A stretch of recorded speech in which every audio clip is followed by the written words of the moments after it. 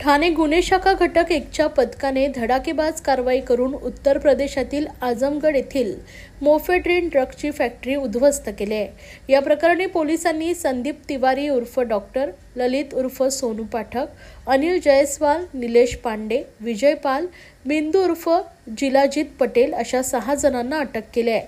त्यांच्याकडून पोलिसांनी तब्बल 20,48,49,716 रुपयांचा मुद्देमाल जप्त केला आहे।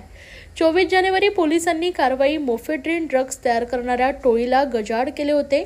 त्यावेळी पोलिसांनी 7 जणांना अटक केली होती। त्या प्रकरणाचा तपास करताना पोलिसांनी आजमगड येथे छापेमारी करून हे मुख्य आरोपी संदीप तिवारी उर्फ डॉक्टर याला अटक केली।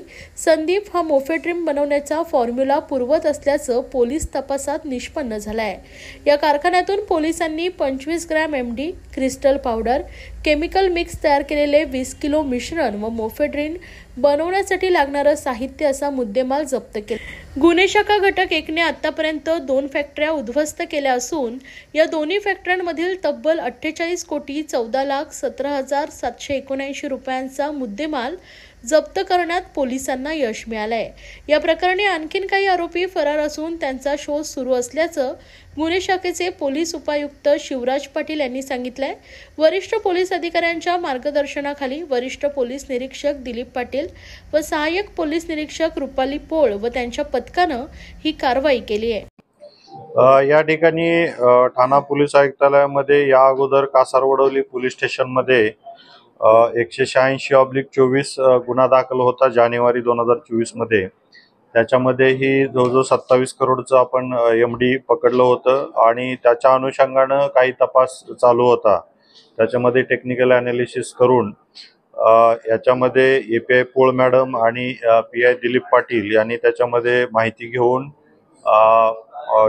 STF उत्तर प्रदेशच्या सहाय्याने आणखीन काही त्याच्यामध्ये फॅक्टरी अजूनही चालू असल्याची माहिती मिळाली आणि काही आरोपी त्याच्यामध्ये इन्व्हॉल्व असल्याची माहिती मिळाली। त्याच्या अनुषंगानं आपण API पोळ मॅडम त्या ठिकाणी 2 आठवडे थांबून त्यांच्याबरोबर कॉन्स्टेबल यादव होते आणि या दोघांनी मिळून त्या ठिकाणी रेकी केली आणि त्या ठिकाणी माहिती STFच्या बरोबर घेऊन त्या ठिकाणी 2 फॅक्टरी लोकेट झाल्या आणि त्यानंतर आपल्या टीम इकडून रवाना करण्यात आल्या। याच्यामध्ये माननीय पोलीस आयुक्त आशुतोष डुमरे सरांनी याच्यामध्ये पूर्ण लक्ष देऊन होते। ॲडिशनल CP पंजाबराव उगले सर सुद्धा याच्यामध्ये गायडन्स करत होते आणि याच्यामध्ये ACP डिटेक्शन 1 निलेश सोनवणे साहेब, दिलीप पाटील साहेब, API पोळ मॅडम आणि त्यांची पूर्ण टीम आणि याच्यामध्ये विशेष करून आपल्याला नाव घेता येईल STF उत्तर प्रदेशचे पोलीस अधीक्षक विनोद सिंग साहेब, पोलीस निरीक्षक अनिल कुमार सिंग, पोलीस निरीक्षक अरविंद यादव, पोलीस निरीक्षक अमित श्रीवास्तव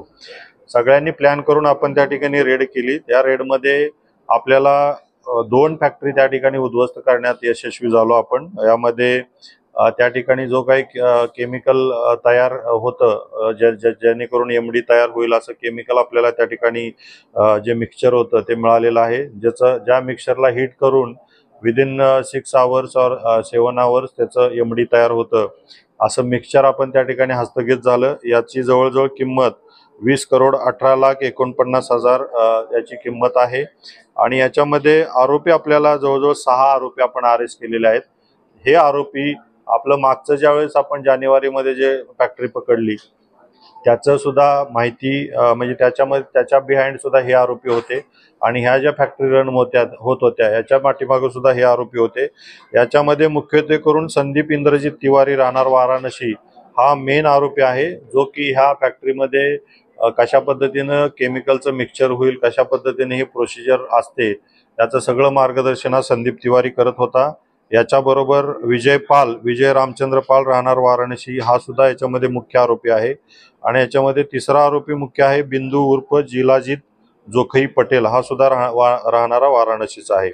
याच्याबरोबर आणखीन काही आरोपी ललित राकेशचंद्र पाठक, अनिल जयस्वाल, निलेश पांडे असे एकूण 6 आरोपी आपण अरेस्ट केलेले आहेत आणि हे मॅक्सिमम मोठं रॅकेट याच्यामध्ये आपण उद्ध्वस्त करण्यात ठाणा पोलीस याच्यामध्ये यशस्वी झालेला आहे आणि निश्चित स्वरूपामध्ये आणखीनही याच्यामध्ये पुढे जाऊन यांनी या अगोदर काही लोकांना सप्लाय केलेला आहे किंवा आणखीनही काही फॅक्टरी याच्यामध्ये असण्याची शक्यता आहे।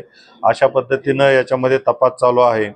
तर अतिशय उत्कृष्ट काम पोलीस आयुक्तालय ठाणे क्राईम ब्रँच युनिट 1 आणि त्यांचे सिनियर पी.आय. दिलीप पाटील आणि ए.पी.आय. पोळ मॅडम यांनी लीड घेऊन याच्यामध्ये अतिशय चांगलं काम केलेलं आहे आणि याच्यामध्ये आणखीनही पुढे डेव्हलपमेंट होणार आहे आणि त्या अनुषंगानं काही आरोपीही याच्यामध्ये अरेस्ट होणं बाकी आहे, तर त्या अनुषंगानं आपल्याला माहिती देण्यात येईल.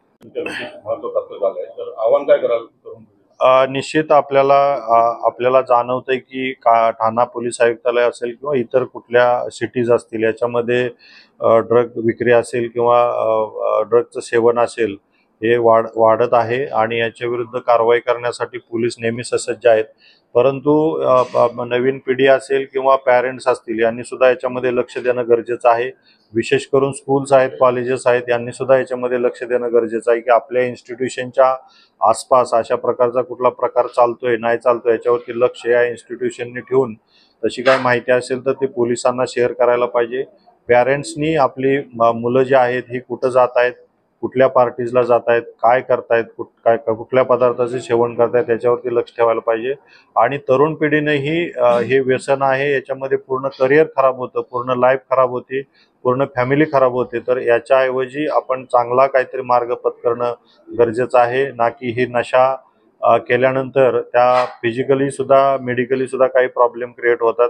तर ह्या अवॉइड करणं हे नवीन पिढीनं आपण आव्हान म्हणून स्वीकारायला पाहिजे.